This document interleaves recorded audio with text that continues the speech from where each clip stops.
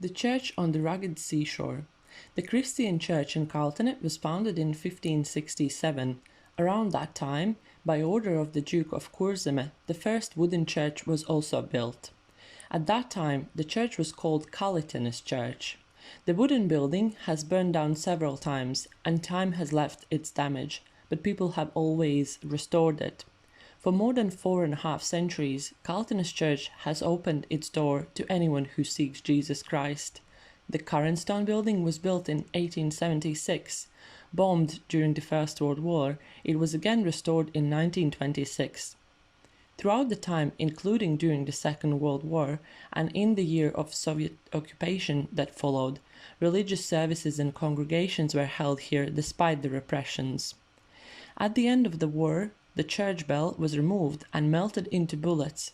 A new bell was cast in Liepāja and installed in tower in 1990s. The organ of the Kaltenes Church has a historical importance.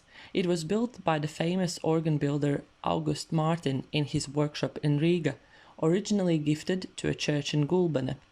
After 100 years, in 1943, during the Second World War, the organ was transformed to Kaltenes. The altarpiece, Christ and Peter on the Sea, was painted by the artist Poles in 1886. It is typical for seaside churches to house a ship as a reminder to the time of shipbuilding in the area. It symbolizes the local people and their close connection with the sea. The three-masted model of the ship Latvija, built in Kaltenes in 1897, was gifted to the church by Māris Gailis, the former Prime Minister's family, in 2021. Since the church is in such a beautiful place, it is popular with newlyweds too. Movie directors have also appreciated the objects of the Kaltenes. The popular series Ilgais ceļš kāpās begins with a scene filmed in the cemetery near the church. At the beginning of the 20th century, a small Baptist church was built next to the Štāls family house, Maizītes. The church was hit by a bomb from a warship and demolished after the war. The fish processing. The fish processing industry has a long-standing history in Kaltenes. Initially, the fishermen processed the fish themselves. Every fisherman had a smoker, which was the most popular way of processing fish. They also learned how to dry preserve fish with salting.